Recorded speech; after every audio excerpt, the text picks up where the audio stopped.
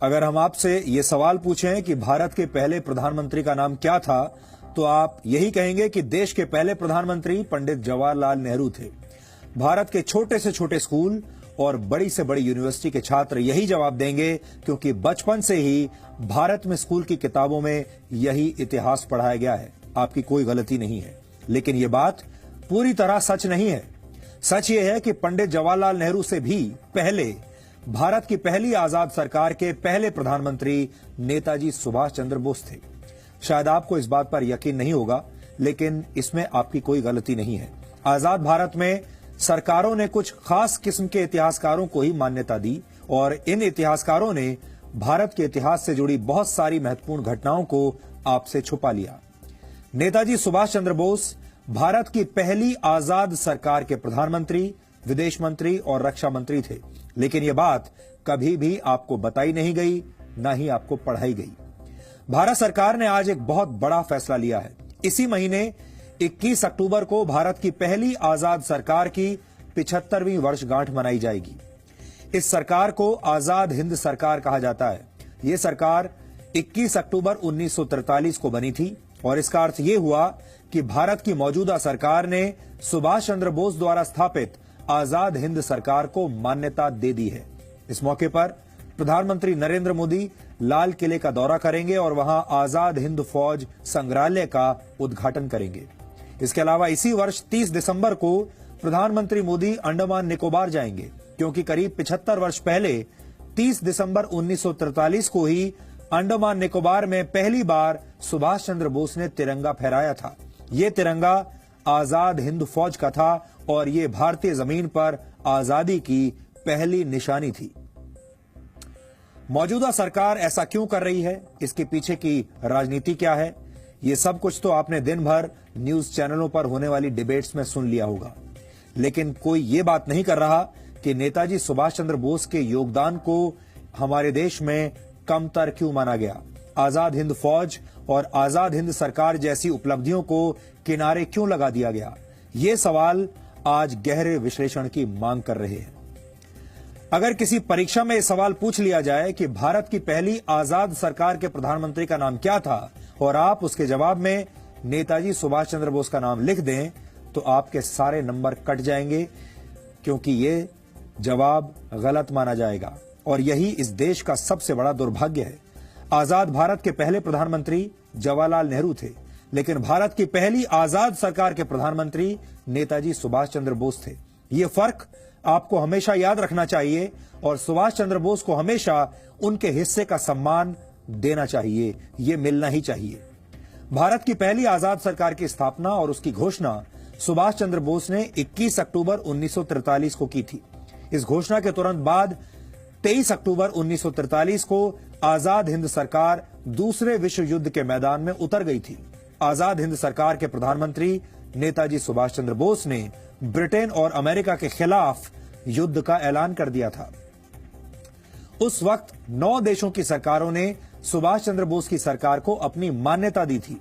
Japan ने 30 अक्टूबर 1943 को आजाद हिंद सरकार को मान्यता दी।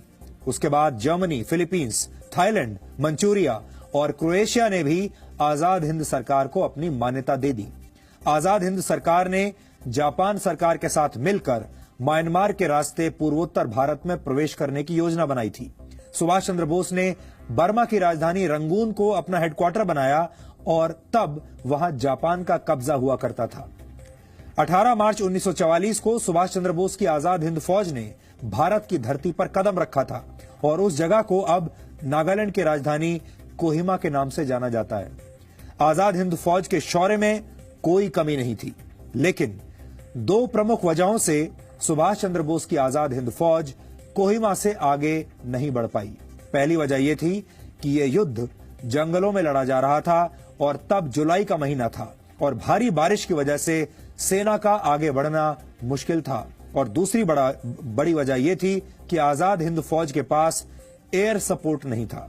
ब्रिटिश सेना के पास लड़ाकू विमान थे, जिनके सामने आजाद हिंद फौज के सैनिक मजबूर हो गए। अगस्त 1945 में जापान के हिरोशिमा और नागासाकी में अमेरिका ने परमाणु बम से हमला कर दिया, जिसके बाद जापान ने सरेंडर कर दिया और ये सुभाष चंद्र बोस के लिए एक बहुत बड़ा झटका था। अमेरिका और ब्रिटेन ने दूसरा विश्व युद्ध जीत लिया, लेकिन नेताजी सुभाष चंद्र बोस ने हिम्मत तब भी नहीं हारी। नेताजी आजादी के नए मिशन पर निकले थे, लेकिन यह कहा जाता है कि 18 अगस्त 1945 को ताइवान में हुए एक विमान हादसे में उनकी मृत्यु हो गई। हालांकि उनकी मृत्यु आज भी एक रहस्य है।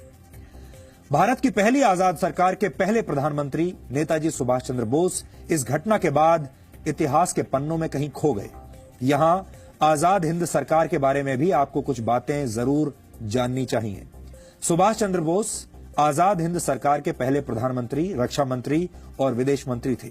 Lieutenant colonel A.C. Chatterjee Azad Hind सरकार के वित्त मंत्री थे। S.A. अय्यर आजाद हिंद सरकार के प्रचार मंत्री थे। रास बिहारी बोस को आजाद हिंद सरकार का सलाहकार बनाया गया था और इस सरकार की स्थापना करते वक्त नेताजी सुभाष चंद्र बोस ने यह शपथ ली थी कि ईश्वर के नाम पर मैं ये पवित्र शपथ लेता हूं कि भारत और उसके 38 करोड़ लोगों को आजाद करवाऊंगा। ये उनकी शपथ थी। आजाद हिंद सरकार ने यह तय किया था कि तिरंगा झंडा भारत का राष्ट्रीय ध्वज होगा। विश्व प्रसिद्ध साहित्यकार रविंद्रनाथ टैगोर का जन गण मन भारत का राष्ट्रगान होगा और लोग एक दूसरे से अभिवादन के लिए जय हिंद का प्रयोग करेंगे। नेताजी सुभाष चंद्र बोस की कथित मृत्यु के बाद भी ब्रिटेन और अमेरिका की खुफिया एजेंसियां पूरी दुनिया में उनकी तलाश करती रहीं। ये वो दौर था जब अहिंसा के पुजारियों पर लाठियां बरसाना अंग्रेजों का बहुत प्रिय शौक था, लेकिन सुभाष चंद्र बोस ने खून का बदला खून से लेने की नीति पर काम किया। यह सुभाष चंद्र बोस द्वारा छेड़ा गया रक्त रंजित संग्राम था, जिसमें अंग्रेजों की सेना के 45,000 से ज्यादा सैनिकों की मौत हुई थी। बर्मा की जंग में अंग्रेजों की सेना सुभाष चंद्र बोस के चक्रव्यूह में इस तरह फंसी कि ब्रिटिश सेना के 10,000 से ज्यादा सैनिक बीमारियों का शिकार हो गए थे।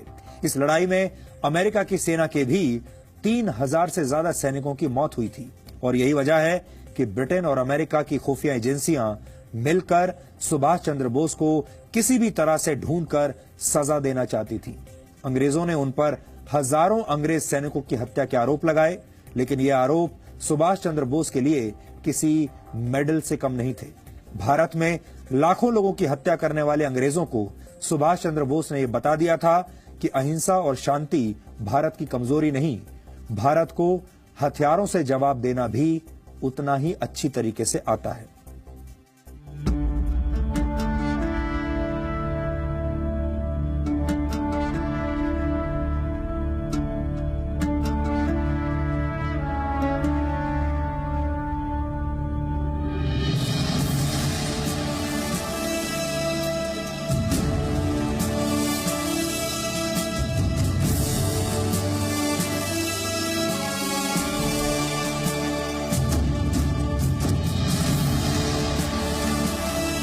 पहली बार तिरंगा एक आजाद सरकार के तौर पर नेताजी सुभाष ने 30 दिसंबर 1943 को इसी जगह पर फहराया था।